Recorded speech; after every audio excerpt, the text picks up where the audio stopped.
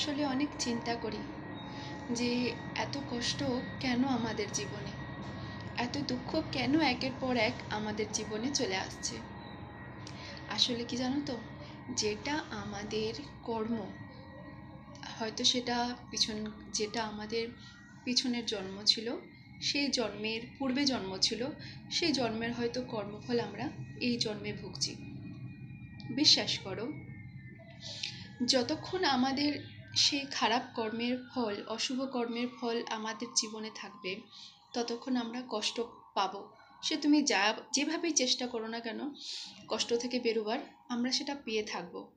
কিন্তু যখনই আমাদের সেই কর্মের ফল শেষ হয়ে যাবে, যখন আমরা ভালো কর্মের ফল আমরা পাবো, তখন তোমাকে আর চিন্তা করতে হবে না।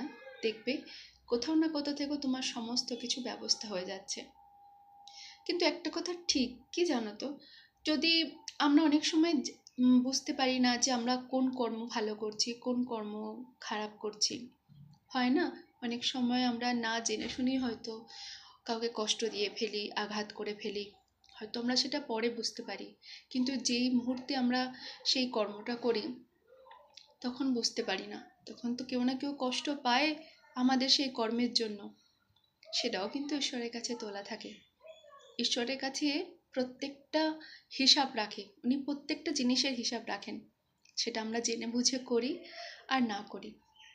কিন্তু যদি আমরা ঈশ্বরের নাম সবসময় মুখে জপ করে যাই না, আর এটা মনে বিশ্বাস রাখি, ঈশ্বরের প্রতি ভরসা রাখি যে না, একদিন নিশ্চয়ই সব কিছু ঠিক হয়ে যাবে, ওনার ওপর ভরসা বিশ্বাস রেখে আমাদের যেটা কর্তব্য সেটা করে চলি, আর ঈশ্বরের নাম জপ করে থাকি, তাহলে হয়তো তাহলে নিশ্চিতভাবে জেনে রাখো যে না, তোমার ভালো দিন আসবেই আসবে।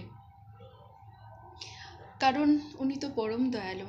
আমরা হয়তো অনেক জেনে বুঝে ভুল করে থাকি, কিন্তু ওনার কাছে তুমি যদি সত্যিই ক্ষমা প্রার্থনা করো নিজের মন থেকে, নিজের চোখের জল দিয়ে, তাহলে উনি সব কিছু ভুলে তোমাকে ক্ষমা করে দেবেন আর নিজের কাছে টেনে নেবেন।